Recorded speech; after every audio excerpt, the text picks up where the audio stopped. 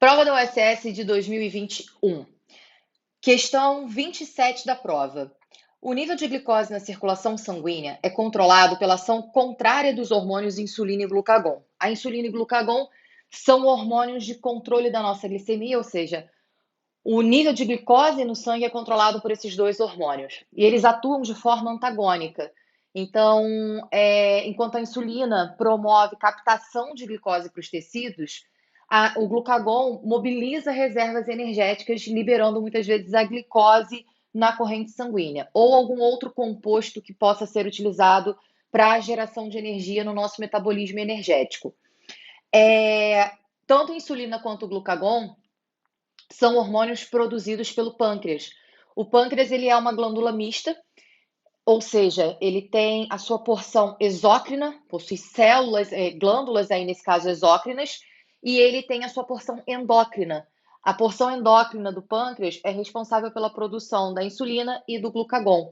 As ilhotas de Langerhans aí nesse caso é onde a gente encontra a produção desses hormônios, tá? Admita que a variação da concentração de glicose no sangue de um indivíduo, em miligramas por ml, de um indivíduo adulto tenha sido medida ao longo de 5 horas. A figura a seguir representa os resultados obtidos em que são destacados 4 pontos, identificados pelos números de 1 a 4. Vamos lá, antes da gente fazer a questão, vamos fazer aquele resumão ali sobre pâncreas, e regulação da glicemia. Então, a gente sabe que o pâncreas ele vai ser uma glândula mista, então, por isso, além das enzimas do suco pancreático, a gente também vai observar a produção de hormônios. Os hormônios produzidos pelo pâncreas são insulina e glucagon. A insulina, a finalidade desse hormônio é promover captação de glicose para os tecidos, tá? Então, quando a insulina é liberada, a gente vai observar que a glicose que foi gerada no processo de digestão, em que seu intestino delgado absorveu, a região do jejunilho promove a absorção dessa glicose gerada no processo de digestão. A glicose cai na corrente sanguínea, levada pelo sangue, ela vai chegar a diferentes tecidos, só que para entrar nas células desses tecidos, a insulina tem ação. Então, o que a gente vai observar é que o nível de insulina aumenta após uma refeição. Quando a gente ingere um alimento, a insulina começa a ser liberada pelo pâncreas, no momento que a glicemia começa a aumentar. Então, a gente vai observar que quando a gente ingere um alimento, a gente tem todo um processo digestivo, e no processo de absorção do alimento, dos nutrientes gerados na digestão, a gente vai observar que quando tem esse aumento da glicemia, é o momento que a insulina começa a ser liberada. Então, é comum a gente associar a liberação da insulina com a ingestão de alimentos. Não é imediato, Óbvio que você tem que ter todo o processo digestivo para que os nutrientes possam ser absorvidos, para que aí sim a gente comece a ter essa ação da insulina acontecendo. Mas você só vai ter essa liberação quando realmente você estiver ingerindo algum alimento, Em algum momento, durante esse processo, a insulina vai começar a ser liberada. Então, captação de glicose pelas células. E aí, essa glicose que está sendo captada pelas células, ela pode ter finalidades diferentes. Por quê?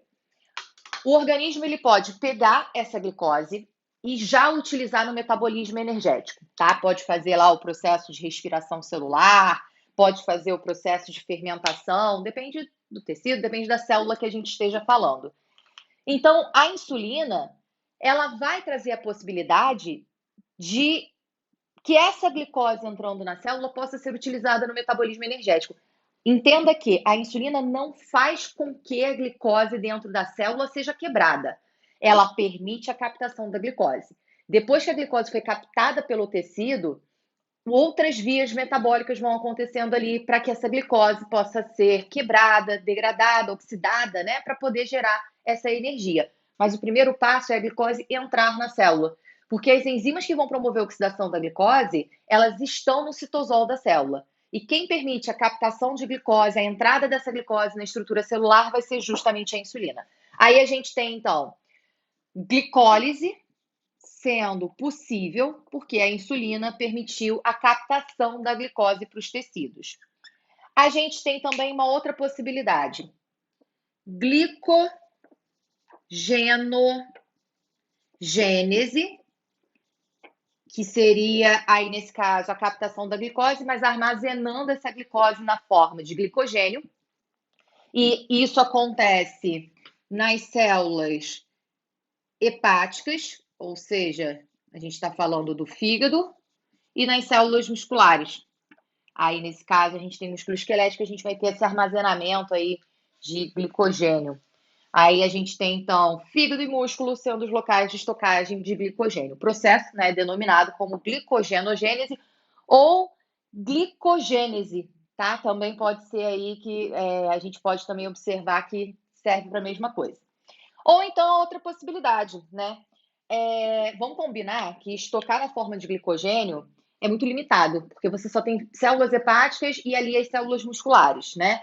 E a gente vai observar que acaba tendo algum momento que nem toda a glicose consegue ser armazenada dessa forma. É que é muito limitada, né? O músculo até tem bastante, mas enfim. Vai chegar um momento que a gente não vai ter mais como ter esse processo acontecendo com tanta intensidade. E aí, o que a gente vai observar? Que uma parte dessa glicose pode seguir outra via metabólica e ser armazenada na forma de lipídio.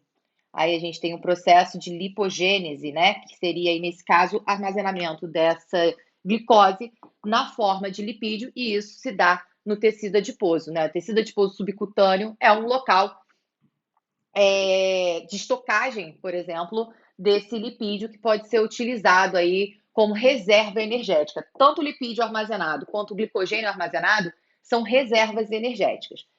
Quem é que vai mobilizar aí, nesse caso, a reserva energética? Glucagon. O glucagon é um hormônio que vai aí, nesse caso, ser liberado quando a pessoa está em jejum, ou seja, está bastante tempo sem comer, ela vai liberar glucagon. Então, a gente vai observar aqui que ele vai promover, estimular, né, na verdade, a quebra, não vou nem colocar que ele quebra, né, ele estimula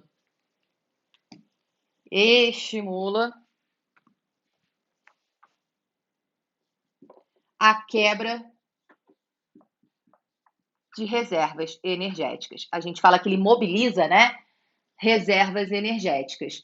Quais são as reservas energéticas que a gente tem? Se você olhar antes, né, a gente estava falando sobre glucagon e a gente estava falando sobre lipídio. Então, a gente vai ter a mobilização do do glicogênio e de lipídios, né? A gente vai mobilizar o glicogênio, então a gente vai observar o processo de glicogenólise.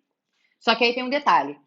O glicogênio foi armazenado no fígado e no músculo, porque a insulina tem receptores nesses tecidos. O glucagon não tem receptor nesses dois tecidos. Então, quando o glucagon age, é para mobilizar glicogênio hepático. Então, a gente tem aqui glicogenólise hepática. A glicogenólise muscular, ou seja, o glicogênio que está armazenado no músculo, quando é mobilizado, é pela ação da adrenalina, pela ação do cortisol, não é pela ação do glucagon, porque ele não tem receptores em células musculares, tá bom? A gente tem também aí, nesse caso, mobilização de reservas lipídicas. Então, a gente tem lipólise acontecendo. E a gente tem também a possibilidade de promover a quebra de compostos para geração, aí, nesse caso, de acetil-CoA. Na verdade, não precisa gerar acetil-CoA, pode gerar o piruvato, que quando oxidado vai gerar acetil-CoA. E aí é um processo que a gente vai denominar como gliconeogênese.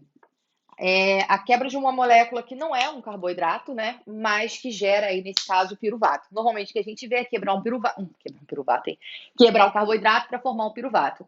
Aqui a gente tem a oxidação de uma molécula orgânica, por exemplo, a quebra de lipídios, gera ácido graxo e glicerol. Esse glicerol pode seguir uma via metabólica para geração de energia. A gente tem aí, nesse caso, aminoácidos, que podem seguir uma via metabólica para geração de energia, né? A gente tem aí, nesse caso, o próprio ácido lático também, ele pode ser degradado num processo de gliconeogênese para geração, aí, nesse caso, de moléculas orgânicas para garantir a geração de energia.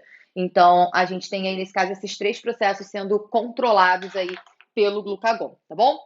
Então vamos lá. Dentro da figura ele mostra o ponto 1, em que a concentração de glicose ela começa ali mediana no gráfico, né? O gráfico não tem uma referência de valor, mas ele começa ali no meio do gráfico.